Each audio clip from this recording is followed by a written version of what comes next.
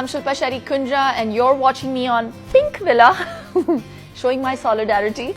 So today I'm going to tell you exactly what my diet comprises of and what I eat. So hope you guys get some motivation out of it and chew your food. So the first thing I do as soon as I wake up is I kind of cleanse my system with warm water. It's not hot, just plain warm water. And before I have the warm water, I have 4 drops of Noni juice, the concentrated Noni juice, and it really gives me a lot of strength in the morning to cope with all the crazy stuff that I do the rest of the day. And the other very important thing that I do as a ritual every morning is oil pulling. So I take at least 2 tablespoons of coconut oil, cold pressed coconut oil, and I basically roll it around my mouth in between my teeth. It looks really funny. So I do this for like a good 7 to 10 minutes. They say you should do it for 20 minutes, but you know, with our fast-paced lives, if I get in like 10 minutes, I'm like, yay! So everybody knows that I swear by yoga. And yes, I have started doing a lot of different workouts that have been inspired by yoga as well. So I'm a fitness freak. You can actually call me a freak now. Yeah, self-confessed fitness freak. But I don't do it to lose weight, or I don't do it to prove a point to myself. Most people think that you have to contort your body into different pretzelic forms to do yoga, but I don't. There are a lot of asanas that I'm still surprised with, and I'm kind of rediscovering my inner strength and my flexibility with doing it over a period of time. So no, you don't have to be an expert contortionist to do yoga. So I do a lot of workout regimes that help me with that. So it's a mixture of high intensity, interval training. There is core strengthening. I love doing planks, different forms of that. I enjoy burpees. I know it's crazy. Who can enjoy burpees? I enjoy these animal walks. So it's not one kind of training. So it's an amalgam of a lot of stuff. Yeah. So I discovered yoga around 17 years ago when I was injured. I'd injured my neck, and my physio had told me to start doing yoga to strengthen it. And I had a yoga teacher come home and teach me. And then I went on to learn much more about yoga. I realized that it wasn't just great for strengthening an injured part and for rehabilitation, but also great to kind of tone your body. And as I kept learning more and more about yoga, I realized it was not just for your body, but also for your mind.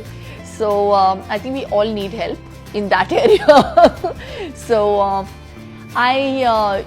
I started off with Ashtanga. Today I do Vinyasa, the Bihar school of yoga. I've tried all different kinds of yoga forms, but what I would tell people is that it doesn't matter what form you're doing, try and keep to the basics of inhaling and exhaling throughout the asanas, and that's what will affect and oxygenate your muscles, rejuvenate your mind and your body, and that's what's important. So I get time in the mornings because I have a son and he goes to school. And there are many times that I'm also inundated with work in the mornings if I'm shooting. So then I try saying that I will compensate for the next day. So it doesn't matter as long as you're not. They say preferably yoga is to be done on an empty stomach, or you can have maybe warm water or maybe a cup of tea. Some people who are addicted to tea, or a small piece of banana. That's about it. You can't go on a heavy stomach and start doing yoga. So even if you do eat, try and maintain a 2.5 hour gap and then do yoga. So it can be in the afternoon, mid-afternoon, after your lunch. They say working out even in the evenings is great, So it gives you a boost of energy. And I prefer to do it in the morning. So my day is pretty simple, and I eat like people used to eat 70 years ago, which means my mornings start at 7 in the morning. I try to get my breakfast in between 7:30 and 8. and it's a very high fiber breakfast, so it'll be either oats or muesli coupled with fruits. I start off with a raw food, so it's either a banana or grated apple, blueberries in my muesli, and I try to keep it low sugar. So I prefer to use natural forms of sweeteners like honey or powdered jaggery that is very readily available in the market. Now the newest form of sugar is coconut sugar. Even that's great for your oats. So that's my breakfast. That's if it's a vegetarian day. If my mornings start earlier than that, then I start off with this simple smoothie, which is a mixture of almond milk and banana and raw oats and honey. And I can add whatever fruit I want into it. So that's on the go. And then I have 2 eggs. So if I start very early in the morning, they're basically 2 breakfasts. So then I have 2 eggs around 10:30 with either avocado, raw avocado, and maybe a whole wheat toast with butter.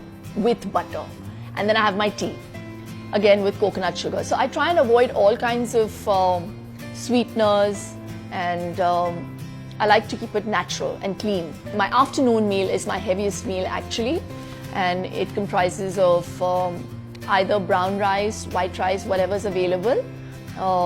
There's a chicken or a fish, some kind of protein, and I like my vegetables. So there's vegetables, and my salad is very, very simple. It's just cucumber and 1 carrot with a bit of sea salt on it. So it's nothing fancy. Then there's sometimes I maybe alternate my heavy lunch with like a yogi bowl, and that's what I call it. So in that one bowl, I basically put in everything. I'll put in salad leaves, I'll put in barley or rice, brown rice, and I'll add some chicken bits, grilled chicken. I'll add beetroot. So it's like a salad come food come everything all in one. So the very important thing that I forgot to mention, that I try to get in a spoon of ghee into my lunch anyhow.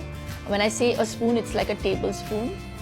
So yeah, I have a tablespoon of ghee every day with my lunch. So whether it be in my roti, I also like my parathas sometimes. So if it's paratha and sabzi and dal and chicken, I even have that. So I like that. Then comes my snack, which is like a mid-meal thing that I like. I don't like to keep too much gap between my food. Between my lunch and my tea. So my mid-meal would be just maybe 2 eggs or a sandwich with beetroot and cucumber and potato. I love boiled potatoes, just sliced, and a bit of chaat masala, and then make it into a sandwich and just bite into it. It's yum. And that just keeps you from getting peckish before dinner.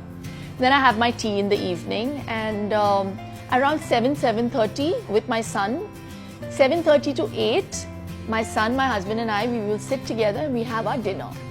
So that's my last meal, which is a very light, fairly lighter meal than the rest of the day. I like a soup. It can be veg or chicken, whatever. And I don't eat anything raw. I prefer not to eat anything raw. So most people have salads in the night, which is not a concept that I believe in. I have something grilled, or even if it's a sabzi, dal, whatever. I try to keep it low carb at night. I try. But then if I feel like having a mushroom hot pot rice, I'll have that. So there's no hard and fast rule. So that's my day basically. And if I feel like I'm craving for something sweet, I'll have a piece of chikki after lunch. So that's my biggest rule. When you have a child, you have to be an early riser. I love Indian food, and I also love Chinese and Japanese. I'm a foodie. See, that's a really interesting question. Now, because I belong to the beauty business or maybe the body business, we have to take care of how we look, and people can be very judgmental, and I totally get it.